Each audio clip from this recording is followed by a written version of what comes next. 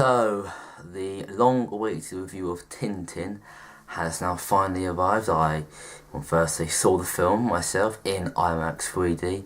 Of course, it's better in 2D than in 3D. No debate for that. But, let's move on to the actual point in hand. The review. So, Tintin, the story is, basically, the scene is set for Tintin, who finds a ship which is called the Unicorn, and he buys it for £1,000, but then it goes into all sorts of danger with him being kidnapped by Daniel Craig's character, and then he meets drunken Andy Serkis's character Haddock, and then all sorts of singy Spielberg type of ways, and so on, ends in more of a continuous adventure of whatever happens. My verdict? Before I begin to deal into it, can I say I do love Tintin. I thought the cartoons were absolutely brilliant, and the comics are quite good, and the stories are quite incredible. They are really good ones. First of all, the pluses. The pluses are, obviously, the best thing, of course, is I think the script is done quite well. It's alright, the script. It could be better, but it's done pretty well. I thought Andy Serkis's role as Captain Haddock was done pretty well, and I think he was very good as Captain Haddock.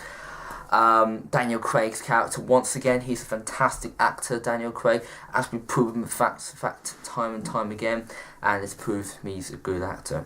Not alright, it's Tintin. And of course, finally the score from John Williams, once again, has always been perfect, top notch. Every score John Williams does is good. No matter what you say, he does the best score. Even with shit films like Star Wars prequels and the last Indiana Jones films, you can always come out and say one thing. The music was great though. However, I have a few problems. One, the problem is Tintin I found very, very cold. And I don't think I'm the only one that found him very, very cold. I just think I didn't feel anything with Tintin. But I reckon most people that know Tintin will say, no, that's the whole point. You see, Tintin is a cold character in the comics, but I just didn't really have any attachment to him. Our problem is Simon Pegg and Nick Frost. I would never thought I would say that, because I loved him in Hot Fuzz. I loved him in Shaun of the Dead. And God, how I thought he was alright in Paul. And Paul wasn't really a great film, but I still felt I still enjoyed them. The problem is, they're not funny in this film. They're not even wooden. In fact, they're not even rock at all. It's crap. It's crap. Their characters are crap. And yes, they are meant to be, in the comics, Bondsmen and Fools. But you could have put a bit of realism into it. A bit more, or more of an architectural thing. But they were really awful. They were really awful. And they weren't even funny at all. Although kids were funny, but to be honest with you, kids are dumb anyway. They probably think anything's funny. They think, ooh, a vegetable with a funny nose in it. That's funny. No. Mind you, kids think that. Well, these are the same people that once thought, you know what, I thought Shark's Tale was pretty good. They've got an IQ of 0. But no, not all kids are like that. But enough about them. But the problem I have with the film is that it's alright, but the other main thing is, it's the animation. It's not really animation at all.